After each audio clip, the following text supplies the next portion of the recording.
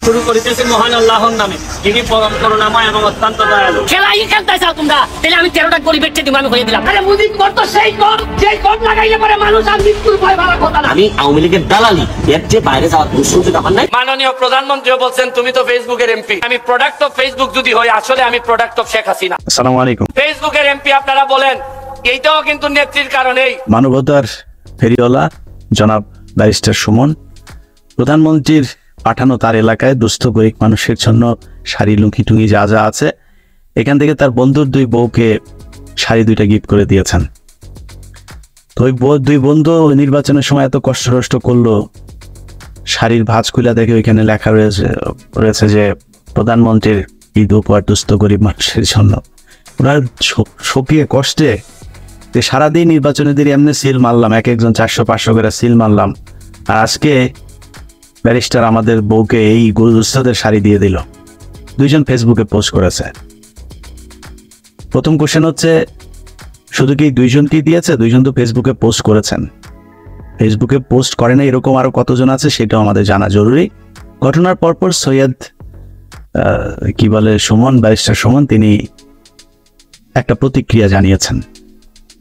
প্রতিক্রিয়াটা আমরা একটু শুনি, চলেন। আমার বিরুদ্ধে ইদানিং একটা অভিযোগ করছে, আপনি খেয়াল করে দেখছেন কিনা, যে আমার এই যে শাড়ি, এই শাড়ি নাকি আমার কোন বন্ধুর বউ নাকি পাইছে, ওনারা রিজেক্ট করছে যে জাকাতের শাড়ি আমরা নিব না। এমপি কি 500 জায়গায় গিয়ে হাতে হাতে শাড়ি দেয়? কারো না কারো মাধ্যমে তো দেয়। আপনার যদি আমার কোনো লোক যদি বিবেচনা করে যে আপনি গরিব, আপনাকে যদি দেয় আর পরে যদি আপনি ফেসবুকে দেন, তাহলে বোঝা গেল আপনার ইন্টেনশন ভালো না। তার এই বক্তব্যে আপনি সন্তুষ্ট কিনা আমি জানি না। একজন অনুসন্ধানী সাংবাদিক হিসাবে আমি এটাতে সন্তুষ্ট হইতে পারিনি। কারণ হচ্ছে ব্যারিস্টার বলছেন যে তার বন্ধুদেরকে তিনি শুভাকাঙ্ক্ষীদের মাধ্যমেই তিনি পাঠিয়েছেন এগুলো, ঈদ উপহারগুলো দুস্থদের মাঝখানে দেওয়ার জন্য। তারা নাকি চিনতে পারে না ওই দুই ব্যক্তিকে যাদের কাছে চলে গেছে, যাদের দুস্থদের এই কাপড় নেওয়ার মতো তারা তার চেয়ে ভালো পরিস্থিতি, এই কারণে তারা ফেরত দিয়েছেন। আপনার পরিচিত লোকজন আপনার দুই বন্ধুকে চেনে না, দুস্থদের কাপড় দিয়ে আসবে, এটা আমি বাই করতে পারলাম না। কথায় আছে না যে আপনার একটু চালাক না হলে চলা যায় না, তো বাংলাদেশে এরা একটু চালাক লোক। এরা আপনাদেরকে বলদ বানাইয়া তারপরে যা যা করার তা তা করছে। বাংলাদেশের দুইটা প্রোডাক্ট আছে, একটা আরেকটা চিটাঙের ওইদিকে একটা যে ফায়াজ করিম, কয়দিন আগে ফেসবুকে পোস্ট দেখলাম, সে নাকি জন্মের আগেই স্বপ্ন দেখেছিল যে মসজিদে বিয়ে করবে, খেজুর দিয়ে খুব স্বল্প ব্যয়ে গরিব কিছু মানুষজনকে নিয়ে তিনি এইভাবে বিয়ে করবেন, যদি খরচ যেটুকু করে সেটা গরিব মানুষ খাবে। অনেক বড় স্বপ্ন আমার, বিয়ে মসজিদে হবে, একটা বিশাল আয়োজনে শুধু গরিব মানুষ খাওয়ানো হবে। যাদের খাবার খেতে অসুবিধা হয় তারা একবেলা আমার জন্য খেয়ে যেতে আমার জন্য দোয়া করে। করলেনও মসজিদে বিয়ে করে, তারপরে খেজুর টেজুর দিয়ে বিয়ে করলেন। সোশ্যাল মিডিয়া, নিউজ পেপার টেপার সব এটা নিউজ হলো। কয়েকদিন পরে দেখি যে 5 স্টার হোটেলে সব মন্ত্রী, এমপি, ব্যবসায়ী, বড় বড় পুলিশ কর্মকর্তা, সেনাবাহিনীর লোকজন মিলে সে বিশাল এক পার্টি। এইভাবে আপনাদেরকে বলদ বানায় এরা। অতএব আপনাদের এদেরকে চিনতে হবে। যেই সুমন আজকে সোশ্যাল মিডিয়াতে মাধ্যমে ফেসবুক এমপি হয়েছেন, দেশপ্রেমের ঠেলায় তাদের মানে সারাদিন এই দেশপ্রেম আর দেশপ্রেম ছাড়া কিছু। বাংলাদেশের মানুষের যে কোনো সুখে দুঃখে যাহা দরকারে সবকিছু তারা করে। কয়েকদিন আগে তার মেয়ের একটা বক্তব্য শুনলাম তার নির্বাচনের সময়, বক্তব্যটা শোনেন। আমার বাবার জন্য এই 7 তারিখে যে ভোট দিতে আমার বাবা রাত দিন এই কাজ করে এগুলো সবার জন্য, আপনারা সবার জন্য। সেই আজকে 7 তারিখ আমার বাবা একটু চান্স দিবেন যে ভোট দিতে না। দেখেন, এত দেশপ্রেমিক একজন মানুষ, তার মেয়ে ঠিকমতো বাংলায় কথা বলতে পারে না। মেয়ে, সন্তান, স্ত্রী সবাই যুক্তরাষ্ট্রে থাকে। নিজেরও গ্রিন কার্ড হয়েছে যুক্তরাষ্ট্রে। গ্রিন কার্ড তো আর আমেরিকা এমনিতেই দিয়ে দেয় না, খুঁজে খুঁজে মানুষ এটার জন্য অনেক কিছু করতে, অ্যাপ্লাই করে তারপরে সেটার পেছনে অনেক নার্সারিং করে তারপরে এই গ্রিন কার্ডটা পেতে হয়।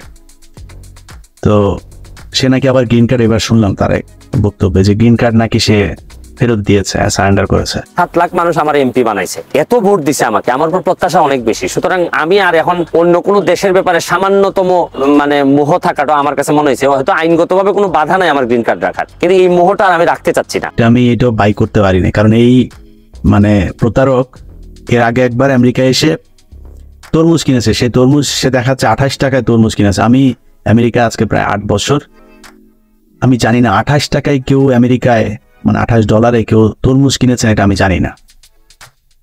সর্বোচ্চ $10 আমি তরমুজ কিনেছি, $10 উপরে কখনো তরমুজ কিনি নেই।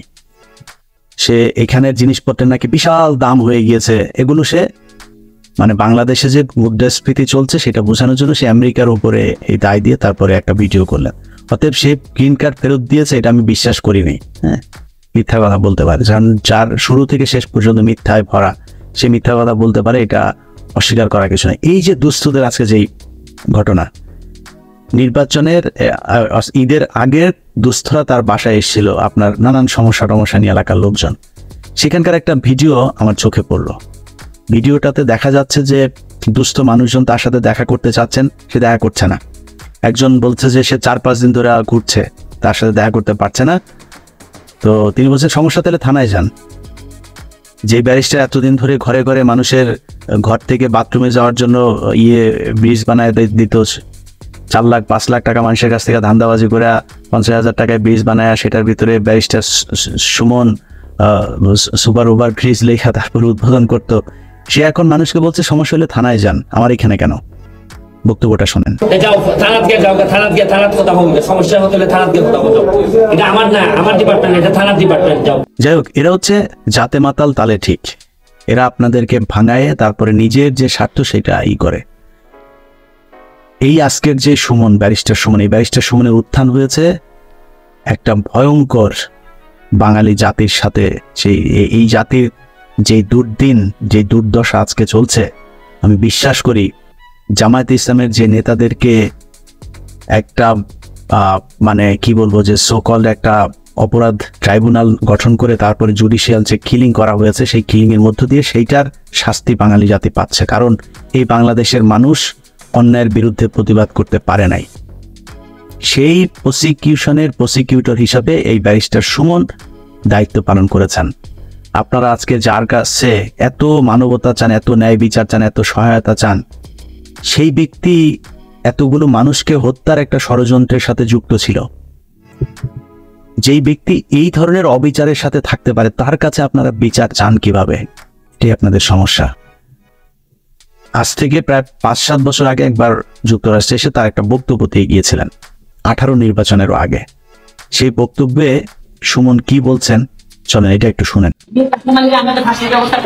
যদি কোনো কারণে আমি ফল করে, আমি আপনাদেরকে সাথে দিয়ে যাচ্ছি, আমরা তো বাঁচবই না।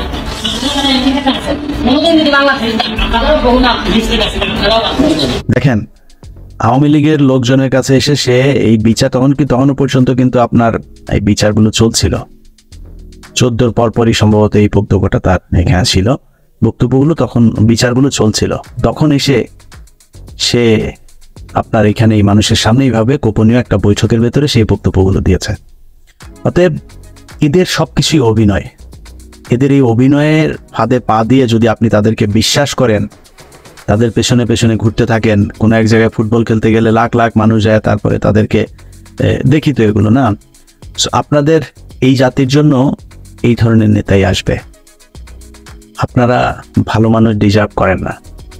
যারা যা তাই স্বীকার করবে, ওইভাবেই কথা বলবে, বাড়তে সিম্পেথি নেওয়ার চেষ্টা করবে না, 2 টাকা দিয়ে 8 টাকার ভিডিও বিক্রি করে তারপরে দান খয়রাতের কথা আপনাদেরকে শোনাবে না, ওইসব মানুষকে আপনারা ডিজার্ভ করেন না। এই জন্য আল্লাহ আপনাদেরকে ওই রকম নেতা দেন না। অতএব একটু সাবধান হইতে হবে। এর আগেও তার কাছে ওই যে পুলিশের যেই টিপকাণ্ডে চাকরি হারানো সেই ব্যক্তি গিয়েছিল, আপনাদের মনে আছে নিশ্চয়ই, সেখানেও তাদের সাথে সে কি ধরনের ব্যবহার করেছে আপনারা জানেন। অতএব এদের উপরের চেহারা, ফেসবুকের লাইভে থাকাকালীন চেহারা আর ফেসবুকের লাইভটা কমপ্লিট করার পরের যে চেহারা, এই দুইটা এক না। এর কাছে যদি সুন্দরী নারী পাঠান, দেখবেন খুব সুন্দর করে কথা বলে, হ্যাঁ আসেন, হ্যাঁ নাম্বার দিয়ে দেবে না, আপনি যান আপনি। আর এখন তো তার যা কাজ সেটা করা শেষ।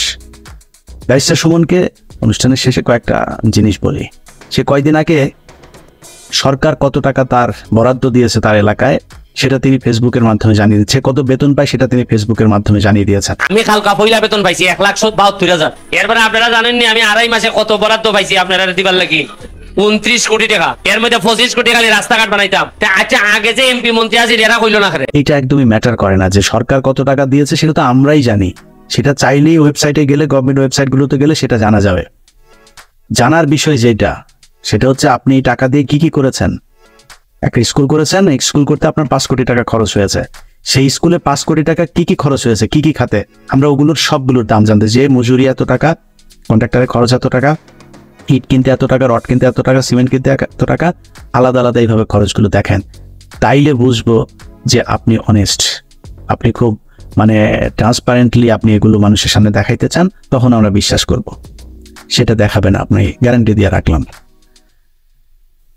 তো যাই হোক, আজকে ব্যারিস্টার সুমনের যে বিষয়টা নিয়ে কথা বললাম, এটা তাকে নিয়ে কথা বলার জন্য না। 2 নাম্বারই করে 2 দিন 4 দিন মানুষের কাছে জনপ্রিয় হওয়া যায়, আল্লাহ ঠিকই তার বেজ্জতি ঠিক জায়গা মতো আল্লাহ করে দেন। অতএব এটা নিয়ে আমার কথা বলার বিষয় না। বিষয় হচ্ছে যে আপনাদের সাধারণ মানুষ যারা আছেন, এই সাধারণ মানুষকে বলবো যে একটু সাবধান। এইসব এই প্রতারকদের ফাঁদে পা দিয়া তারপর তাদেরকে নেতা মনে করে তাদের কাছে আপনার সমস্যার সমাধান চাবেন, এটা কখনোই সম্ভব না। কয়েকদিন আগে একটা টেলিভিশনে তার চুল কাটার ভিডিও দেখাচ্ছে, টেলিভিশনের নিউজের ভিতরে চুল কাটার ভিডিও দেখেন, এইটা সম্ভব? হ্যাঁ, তো এর আগে যখন কাটে তখন সে কি ছিল? ছিল ব্যারিস্টার, এখন হচ্ছে এমপি। উনি ইচ্ছা করলে ভালো হয়েছি ভিআইপি ছিল নিতে পারতো, কিন্তু তা না, ওনার আগে যে মনোভূতিটা ছিল এখন মায়ের কাছে তার। যাই হোক, আমরা চুল কাটার ভিডিও তো দেখলামই, কয়েকদিন পরে তারও নিচের জিনিসপত্র কাটারও আবার ভিডিও টিডিও কোনো টেলিভিশন সময় টময় 71 এগুলি করে কিনা সেটার অপেক্ষায় আমরা থাকলাম। আজকের মতো বিদায়, সবাই ভালো থাকেন, আল্লাহ হাফেজ।